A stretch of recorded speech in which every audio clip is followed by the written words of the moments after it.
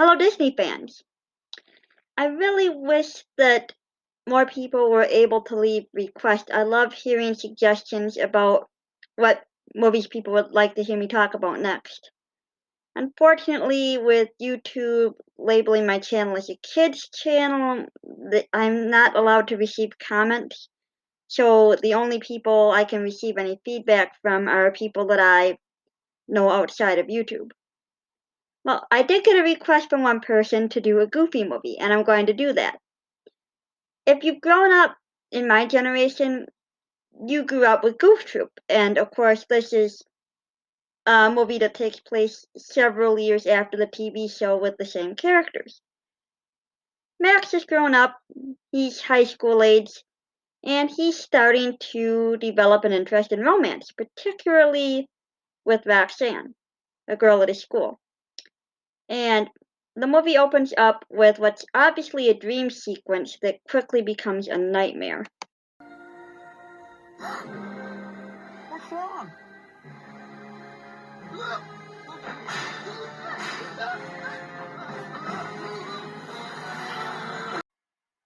Max hasn't even had a chance to really get to know Roxanne yet. It's shown that they've seen each other around school, but they haven't really sat down, had a conversation, gotten to know each other yet. But he is so afraid that being like his dad will cost him any chance he might have. On that note, I would like to say, obviously being like his dad didn't keep his dad from finding somebody.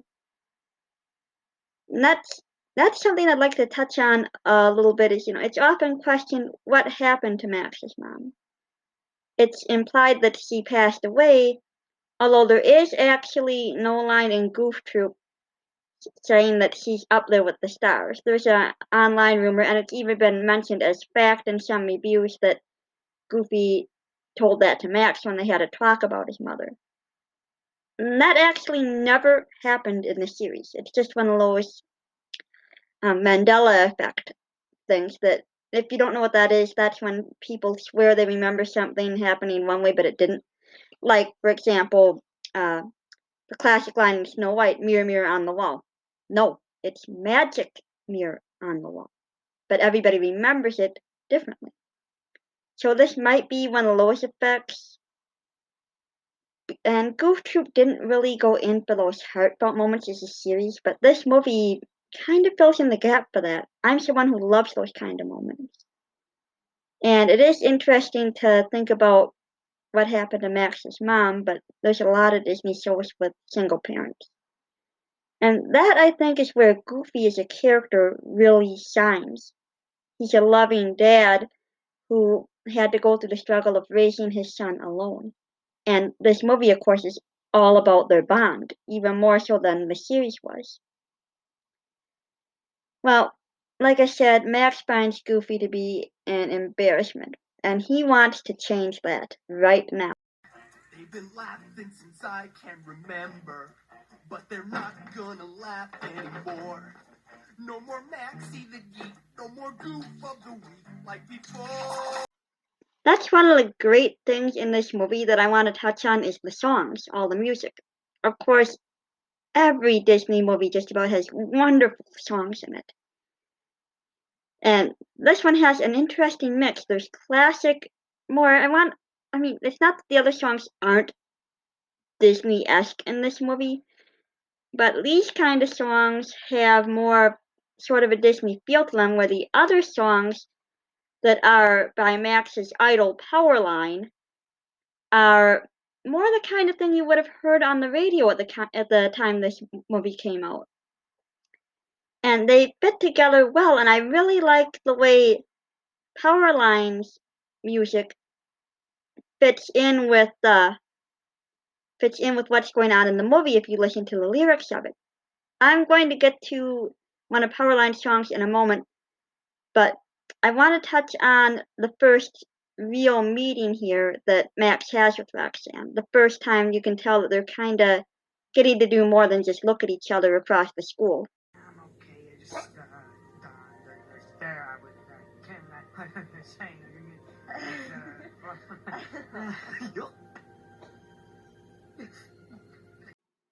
In classic Goofy fashion, Max is just taking a tumble down the bleachers.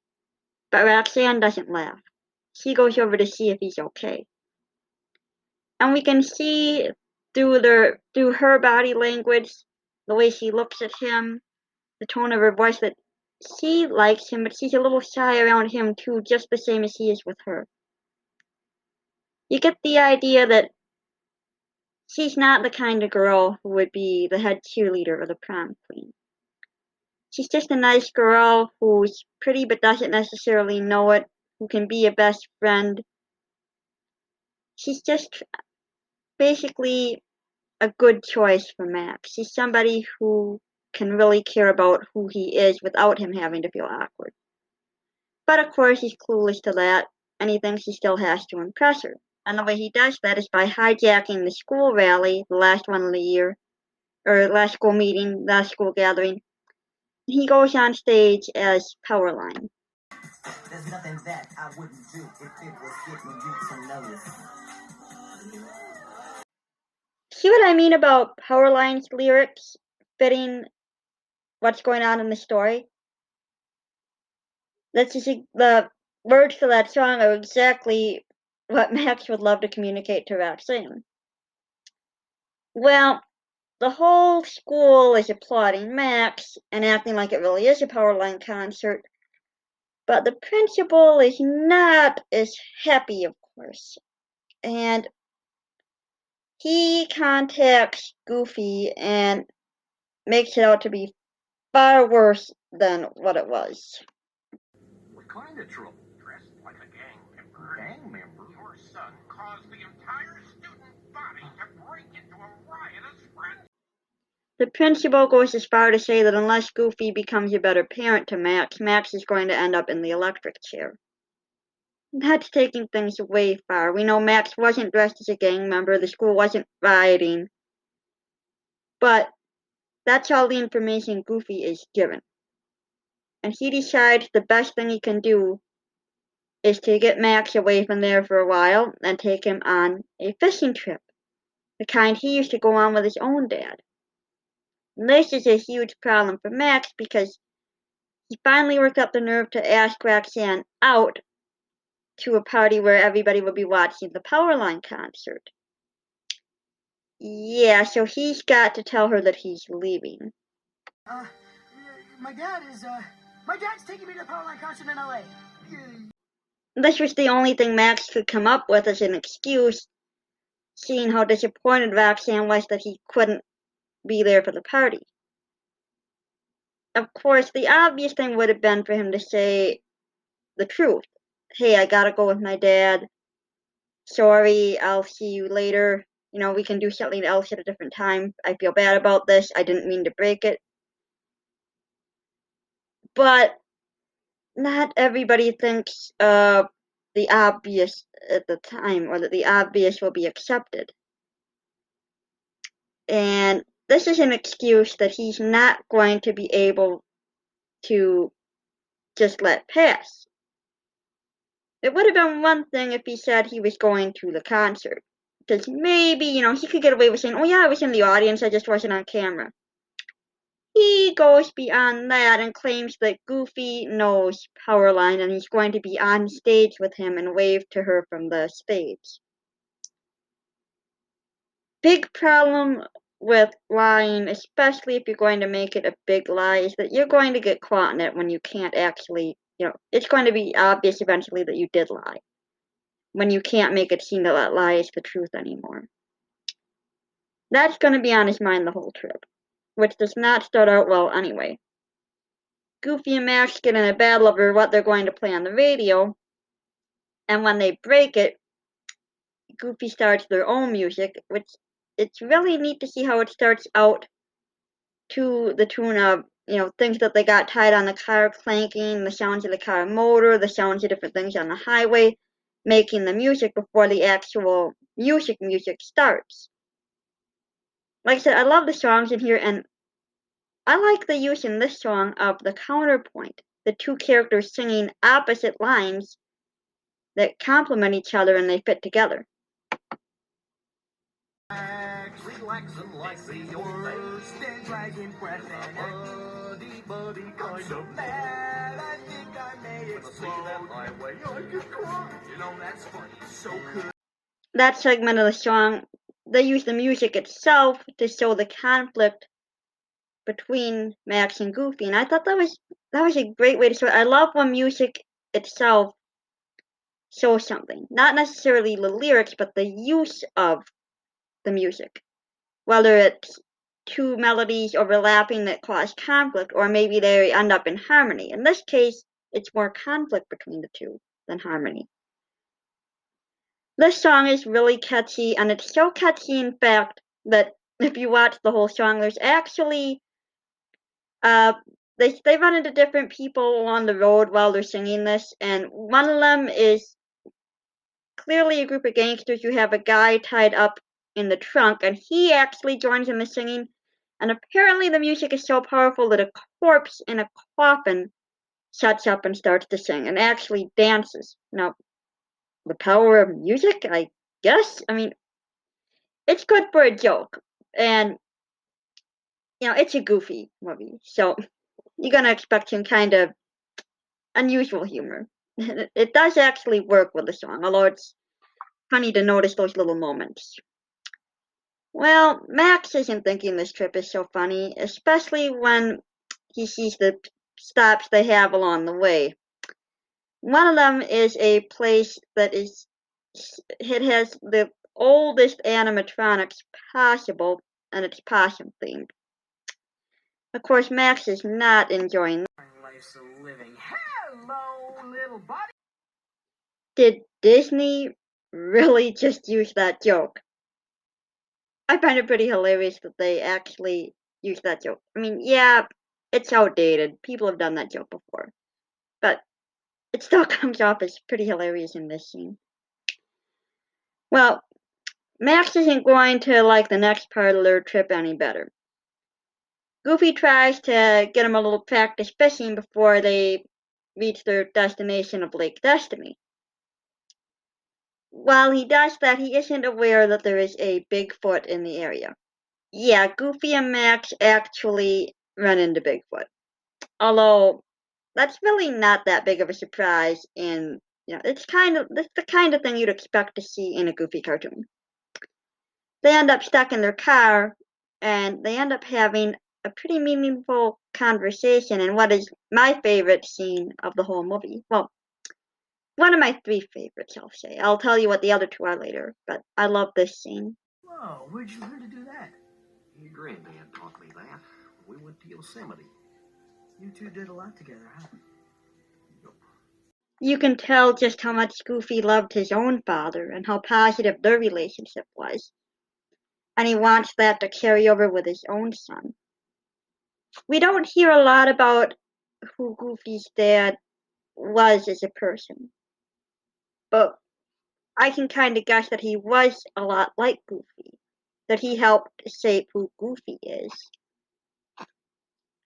Their conversation continues with what I think is the sweetest part of the movie. Goofy remembers, because they're eating alphabet soup, he remembers when it used to be Hi Dad soup as far as Max was concerned, and how he would spell out things with it like Hi Dad and I love you. Max doesn't remember this, but after he's reminded and he sees Goofy's about to go to sleep, he does spell out Hi Dad in the cup. I love little sweet moments like that, little sentimental things. Well, Max gets the chance to change things while his dad is asleep. He sees the map and realizes he can draw a different route on the map to take him to the Powerline concert. His dad's just going to follow the map, and he figures he can get away with this. You can tell he's nervous about it. He does the drawing in quickly, and he puts it away before he could change his mind on it and fix it.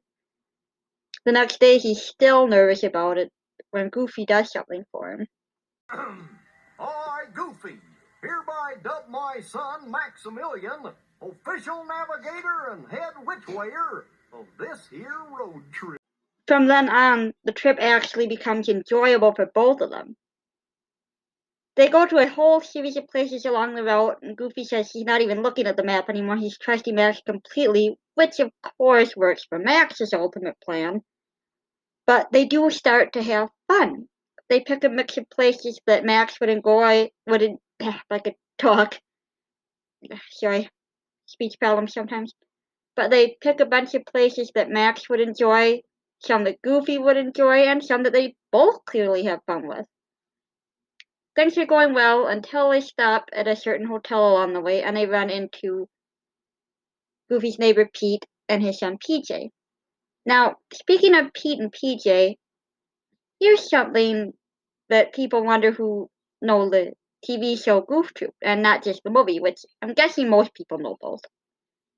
But if you know the series, Pete was married and had not just a son, but a daughter as well.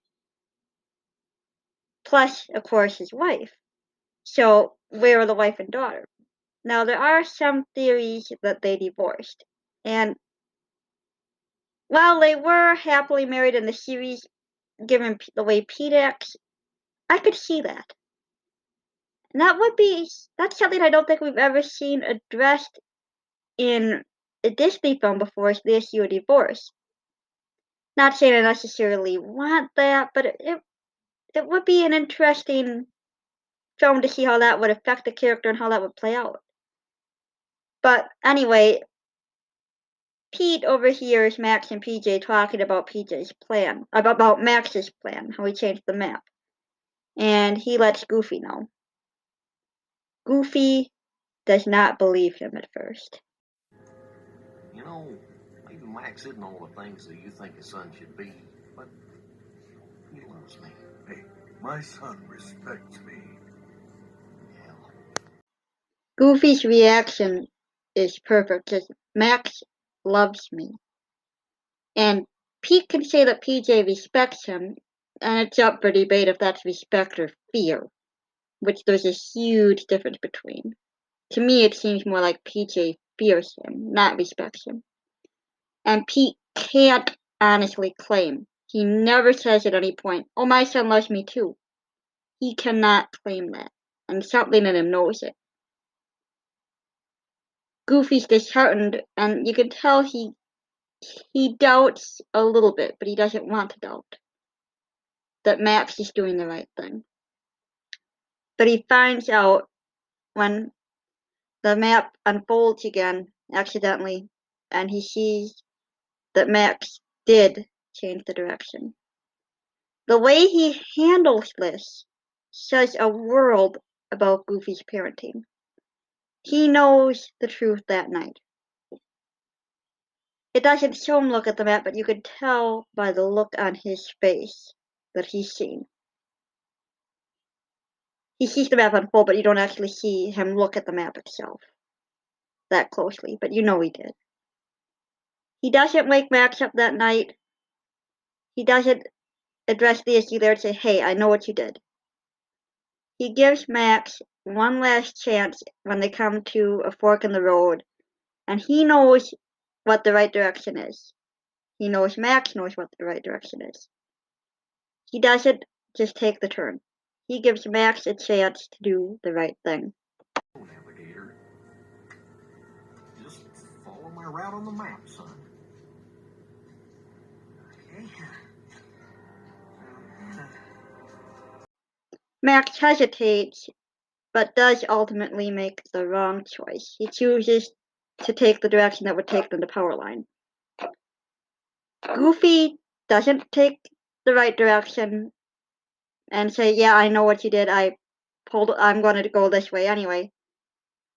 Goofy goes down the road that Max picked for just far enough to pull over. And Max can tell he knows. And he's angry, of course, Goofy is, but he's more heartbroken than anything that Max would do that to him, that he would lie, that he would deceive him that way, because he has not been able to talk to Max through this whole picture. Not a real, not where they're meeting, not where they're seeing eye to eye. And before they can get anywhere with this conversation, the car rolls away, leading to a dramatic chase where they try to get the car back, and the fight continues as they chase after the car. Not your little boy anymore, Dad. I've grown up. I've got my own life now. I know that. I just wanted to be part of it. Through so much of the movie, Goofy felt like he's being left behind. Now, all of my kids have 4 legs, so I can't really relate to having a child grow up and get ready to leave home, become an adult. But you can tell just how much the thought of being left out of Max's life hurts Goofy. That's gotta be hard on any parent, and I would think especially a single parent, if you've raised a child on your own, where it has to be especially hard. They break off fighting for a bit and they just kind of sit there in silence until Max starts to sing about just how much he and Goofy have always meant to each other, how they've always supported each other. And this is what I think is the greatest song in the movie, Nobody Else But You. Nobody else but you turned into a true blue duo.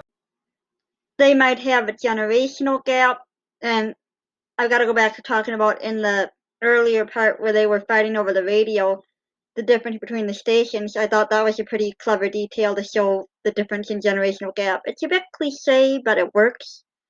But they might have a generational gap. Goofy might be overprotective, where Max wants more freedom.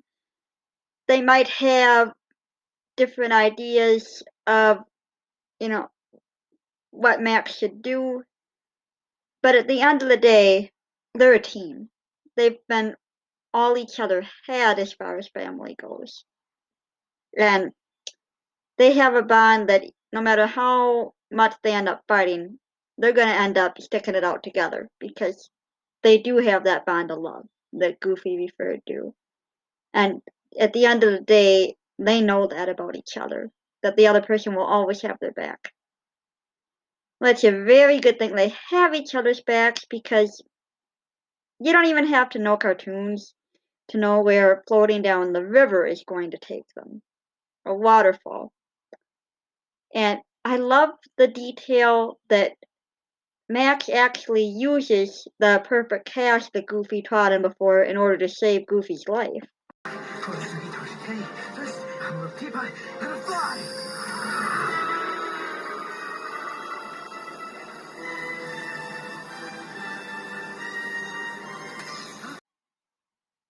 This detail is obviously a callback to when Goofy was trying to teach Max how to fish earlier and he taught him the perfect cast, which had been passed down in the family for generations. But what's important to me that I think stands out is it shows that Max was listening. It's not just that Goofy taught him this, it's that this was at a moment when Max was furious with Goofy for taking him away when he might have been with Roxanne, and he was stressing about, how he's going to cover up for his lie. But with all the anger and all the stress, he still listened to what his dad was teaching him at the time. And I think that says a lot about the relationship deep down. They obviously need to talk things out a lot more. Both of them do. Well, it isn't so much that Goofy didn't listen. In some ways he didn't, but Max never exactly told him what was up. And Goofy didn't exactly tell Max what the principal had told him either. If they'd have sat down and talked, they could have avoided this whole thing. Of course, then we wouldn't have a movie, but Goofy does listen to Max as well when Max explains that what he did was because he's in love and he wants to spend time with Roxanne. And he explains about why he told the lie he did. Well, Goofy goes one step beyond forgiving him and agrees to help him get on stage with Powerline. Max, of course, doubts this is going to happen, but Goofy never doubts for a moment he's going to be able to do this for his son. And the incredible thing is, he does. If we listen to each other,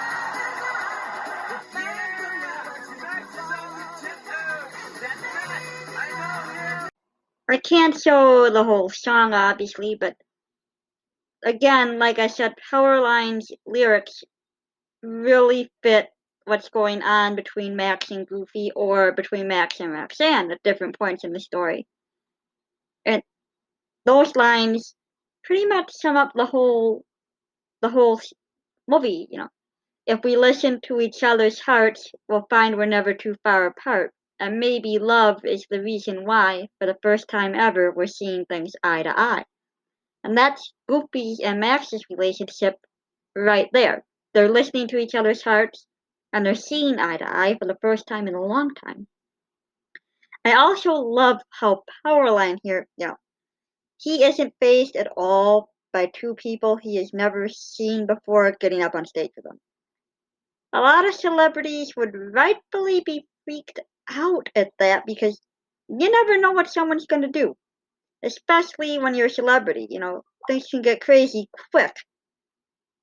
But he just goes with it. Okay, two people on stage with me. Oh, they're doing a random dance I've never seen before. I can learn the steps to that. I'll join in. Okay.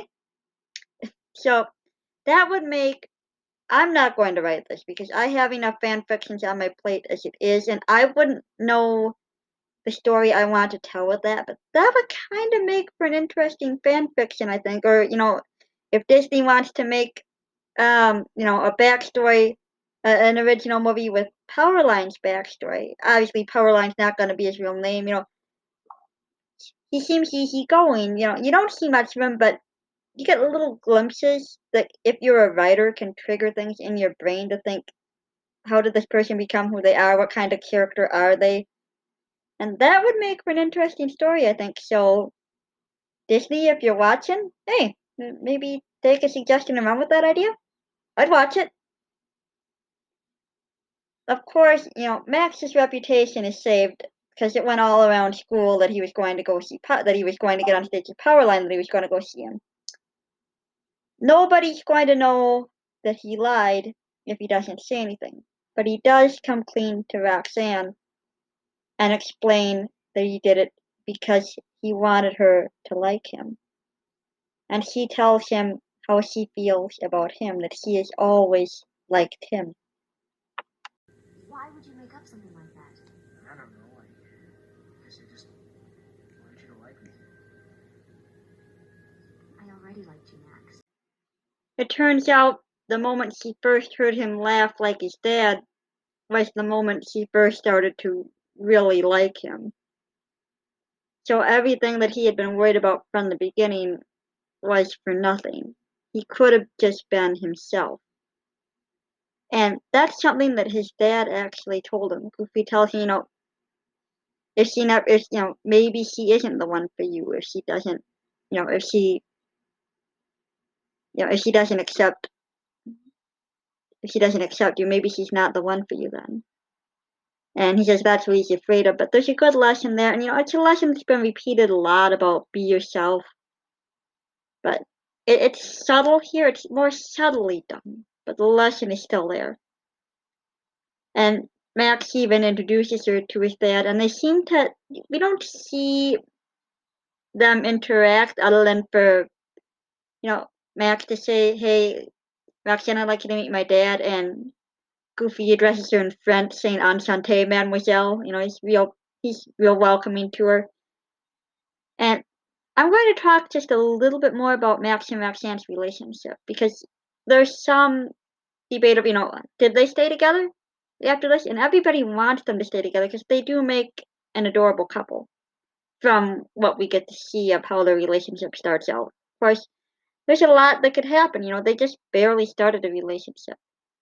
But they're shown together in the series House and Mouse, which, if you don't know that one, it's basically Mickey runs a nightclub and all the Disney characters can come there and they can watch different cartoons, and they get waited on by Mickey and his friends.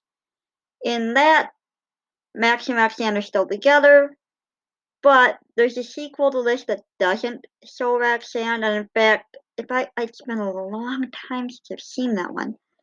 But if I remember it right, Max shows some interest in other girls in that, and there is Mickey's Twice Upon a Christmas, where Max is actually shown with a different girl. The reason for that is because the animators on Twice Upon a Christmas could not do Roxanne's hair. They found it too hard in the computer style, as opposed to the hand-drawn animation, or the 2D style of animation.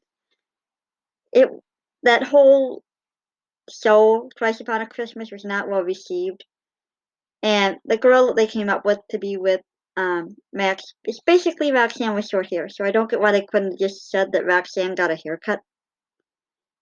In the new DuckTales, Goofy shows them the picture of Max and Roxanne that would have been taken well after this movie, well after even the other shows. It would have been the most recent one, and it shows them together. So maybe they took a break from each other and ended up back together. Maybe the others just aren't canon, but I like to think that they stayed together as a couple. I gotta say, this was a fun movie to take a look back on. I hope you enjoyed it. The next movie that I'm going to do, with spring coming up, I want to do a movie that's about magic bringing spring. I don't want to give away more than that. It's going to be a little bit of a surprise when I show it.